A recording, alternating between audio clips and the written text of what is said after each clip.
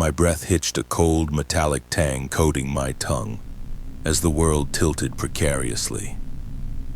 My feet moments ago solid on the grimy tile now dangled uselessly, an invisible force pinning me against the wall of the men's restroom. His face, a mask of chilling amusement, loomed inches from mine, those eyes, those impossibly shifting rectangular eyes boring into me. This wasn't a trick of the light, not a contact lens gimmick. This was something primal, something that clawed at the carefully constructed edifice of Victor Kane. It was the same gut-wrenching helplessness that had consumed me as a child, a sensation I swore I had buried beneath layers of ambition and control.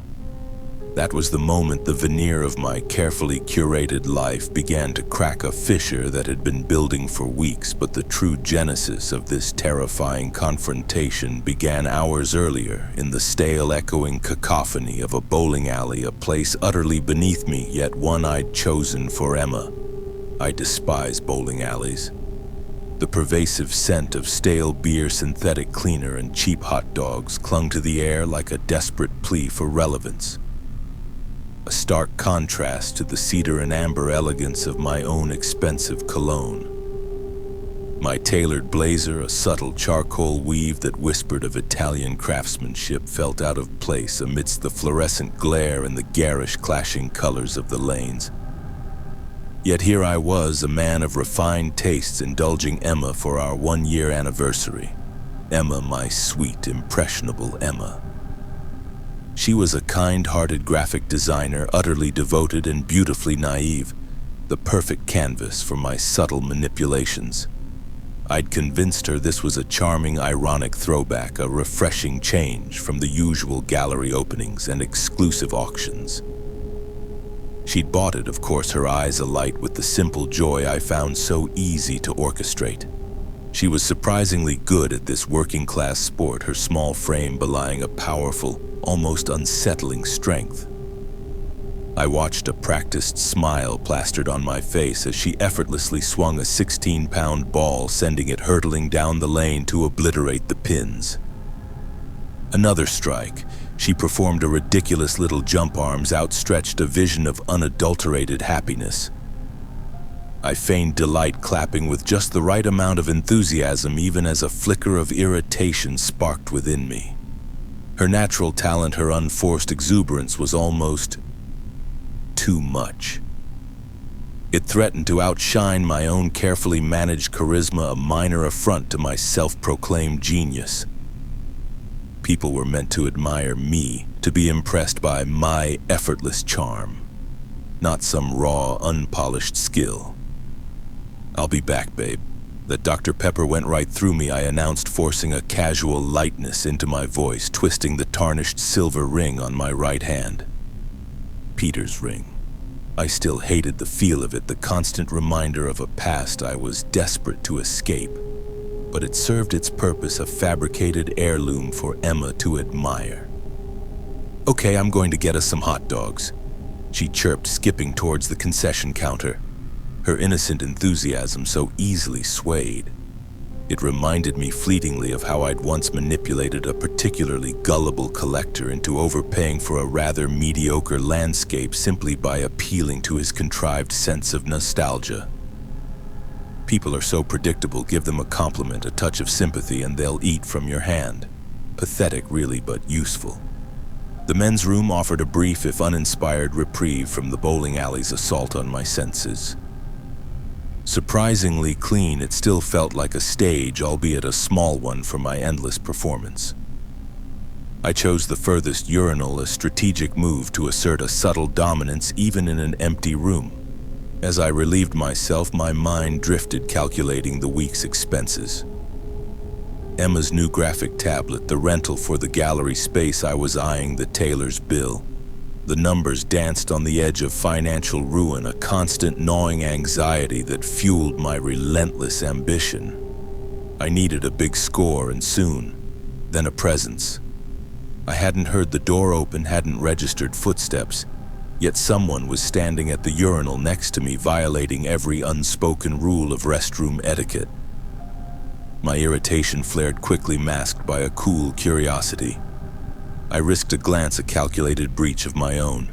He was striking, a walking cliché of a rock star, all sharp angles and unsettling pallor. Dark, expensive sunglasses, a taut jawline, high cheekbones that seemed carved from bone. His skin was even paler than Emma's, a stark canvas for the black lipstick that clung to his thin lips. Shoulder-length black hair framed a face that radiated an almost theatrical menace. He was perhaps an inch taller than me, but alarmingly thin, his collarbone protruding sharply beneath a plain white t-shirt, mostly hidden by a black leather jacket. A simple silver cross incongruously lay flat against his sternum. This wasn't the kind of individual I usually encountered in my carefully curated world of high art and higher stakes. He was a wild card, a variable I hadn't accounted for. Nice equipment. I see why she likes you. His voice was a low, resonant purr, yet he spoke without turning his gaze fixed straight ahead. The audacity, the sheer unadulterated audacity. He knew. He knew who I was, or at least who I was with. Ah, you must be the ex I've heard so much about. My own voice remained steady, a calm counterpoint to his insolence. I continued to stare forward, projecting an air of unflappable confidence. His apparent frailty, the almost skeletal thinness, gave me a false sense of security. He's just trying to provoke me like a common street thug. Pathetic. He chuckled, a dry, rasping sound that sent a shiver down my spine despite my resolve. We're just on a break. I didn't respond, simply flushed the urinal, the rushing water, a deliberate punctuation mark to his absurd statement. Emma had explicitly warned me, her voice tinged with a strange, almost fearful urgency not to engage him. But that was Emma, always so cautious. Victor Kane was not one to back down. However, direct confrontation was rarely my preferred method. I opted for a more insidious approach, walking calmly to the sink, taking my time to wash my hands, every movement slow, deliberate, designed to infuriate him. I could feel his gaze, a prickling sensation on the back of my neck. I rather enjoyed the thought of him seething. As I turned off the faucet and straightened, I caught his reflection in the mirror directly over my shoulder. His sunglasses twitched, a barely perceptible movement that betrayed a flicker of irritation. My lips, unbidden, curved into a blatant smirk, a silent challenge reflected back at him. I snatched a few paper towels, turning to wipe my hands between us. He glanced down at them, then a slow, unsettling smile spread across his face, mirroring my own. You're cocky. I dig that, he purred, his voice a low rumble. So does Emma. The words slipped out, a reflex, a need to assert my dominance, to claim my territory. A dangerous gamble, perhaps, but I couldn't help myself. His challenge to my ego demanded a response. His head tilted slightly to the left, a sharp, audible crack echoing in the small room. His mouth stretched, a grotesque caricature of a smile, as if searching for a cutting retort. Both hands rose, fingers brushing the rims of his dark shades. Kid, he began as he slowly, deliberately removed his sunglasses. Me and her go back a long way. Much longer than you think. You're not going to be with her long. You are simply a phase. Something she does for fun, to feel normal. But make no mistake. He slid his face right up to mine, so close I could feel the faint chill emanating from his skin. And then I saw them. His irises. They weren't round. They flattened, elongating into horizontal ovals, then the edges hardened, solidifying into perfectly formed black rectangles. They were alien, utterly unnatural. My heart hammered against my ribs, a frantic drum against the silence. My carefully constructed composure threatened to shatter. He was practically breathing on me, his nose mere centimeters from mine. You are nothing. His words were sharp, rhythmic, each syllable a precise, damning blow. Nice contacts, weirdo, I quipped, my voice a fraction higher than I intended, a desperate attempt to regain control, to dismiss the impossible. No wonder Emma dumped your weird ass. I spun on my heel, heading for the door, my mind racing, trying to rationalize what I had just seen. A new type of contact lens. A trick of the light. My brain, so accustomed to dissecting human weakness, struggled to compute this anomaly. A long-fingered palm struck my chest, not with force, but with an unyielding grip that halted my exit. My eyes widened in genuine alarm. He was in front of me again, smiling, his rectangular eyes fixed on mine. I glanced over my shoulder, a frantic, disbelieving check for a twin, a mirror, anything that could explain his impossible reappearance. Nothing. No one. My head slowly turned back to him, my voice a strangled whisper. Emma will be pissed at you if we fight. Fight, he sputtered, a high-pitched, almost manic laugh escaping his lips. Kid, I like you, but you really overestimate yourself. Then the world shifted. My body floated. I can't explain it. His palm remained on my chest, a light, almost delicate touch, yet I was rising slowly, impossibly into the air. My limbs were frozen, useless. I could turn my head, I could speak, but I was overwhelmed by a distinct bone-deep dread, the kind that had paralyzed me when Peter was sick when I was 12 and powerless. He noticed my terror, a flicker of satisfaction in those unnatural eyes. See, kid, he said, pulling his hand back, yet I remained suspended a foot off the ground. We go back a long time. We are bound by blood, she called me. We are destined to be together always. His cool demeanor, the one I had so desperately tried to pierce, finally broke. His head trembled, a subtle tremor that ran through his entire frame. His limbs shook as he began to pace in front of me, back and forth, his hands clenching and unclenching into agitated fists. He was no longer speaking to me, but to himself, a chilling monologue delivered with a rising intensity. Then she has to get all sentimental about a childhood she never got to have, and we do this shit again.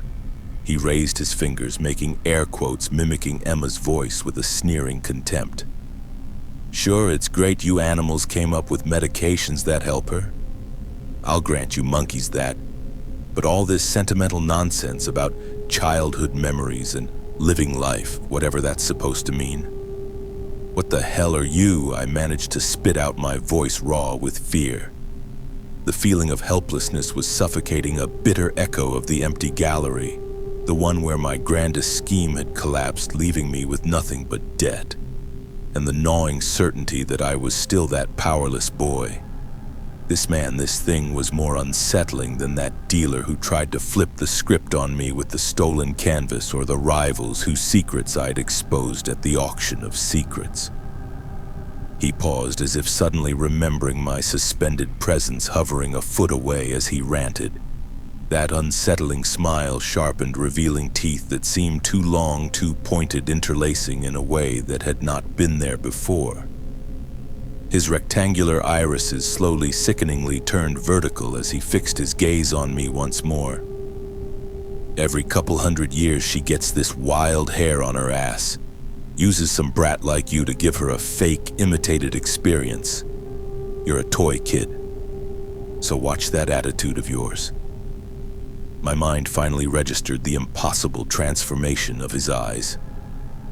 Twin black slits, taut vertical lines, the eyes of a snake, a predator, or as my terrified mind screamed, something far, far worse. The cold dread deepened. This was beyond my notebook, beyond my manipulations. This was unmanageable. I swear he spoke, spittle flying from his lips in a sudden burst of rage. The only reason I haven't wiped your miserable race out is because of her. I love her. You don't even know her. His nostrils flared a long, deep breath that seemed to calm him, drawing him back from the precipice of his fury. I saw his pupils begin dilating, returning to their human shape, but he closed his eyes before I could fully witness the horrifying shift. He returned his sunglasses to the bridge of his nose, and instantly my weight returned. I crashed to the floor, catching myself on two wobbly feet, my legs trembling. The sudden gravity was almost as shocking as the levitation. I paused, dazed, trying to process the impossible, the atmosphere now thick with a terrifying tension. My thoughts raced, trying to find a logical explanation, a way to dismiss this as an elaborate, terrifying prank. But the cold, hard fear in my gut told me otherwise. Emma stood in the bathroom doorway, her face a mask of furious disappointment. AC. She screamed, her voice cutting through the thick air. I told you to leave him alone. We were just having a chat, babe. His voice was calm again, infuriatingly so. I'm not your babe. Their argument, a familiar dance of accusation and denial, seemed distant, muffled by the ringing in my ears. I felt like an intruder in a world I didn't belong, a world where the mysteries and horrors of the universe unveiled themselves in a dingy bowling alley men's room. He glanced over his shoulder at me, a frown etched on his face, his eyes masked by the dark lenses. Gah, I should have wiped you out the day you invented Twitter. He spat, his contempt palpable. Just go away, Emma said, her arms crossed, her voice tight with suppressed rage. Not how you felt during Convocatio. His voice held a note of genuine hurt, almost petulance. The opposite, in fact. That was different, she muttered, looking away. So were you, Sarah. Good. So were you. AC said, and then as impossibly as he had appeared, he was gone, the heavy door swinging shut behind him. I stood there, trembling, the scent of my cologne now clashing violently with the lingering, almost metallic tang of his presence. Strangely, a sliver of pity, fleeting and unwelcome, pricked at me. He was a monster, yes, but a wounded one. I told Emma I needed time to process. There was too much I didn't understand, and when I pressed her for answers, she simply shook her head, refusing to speak of it. I liked her. I truly thought I did, or at least I liked the idea of her, the way she made me feel powerful and desired. But now it felt tainted. Not only did I realize I barely knew the woman I'd spent a year meticulously charming, but a chilling thought began to solidify. Perhaps I hadn't genuinely liked her in the first place. My charm, my manipulations had always been about control, about filling the void left by Peter, about never being helpless again. But this was a threat I couldn't manipulate, a force that stripped me bare. Now a new fear gnawed at me. The possibility that AC would find me if I continued to see her, a danger I couldn't control. But on the other hand, the thought of breaking up with Emma, of losing that carefully constructed image of stability and affection, of admitting defeat, it was a weakness I simply couldn't afford. My carefully cultivated world teetered on the brink, and for the first time in a long time, Victor Kane felt truly terrifyingly outmaneuvered.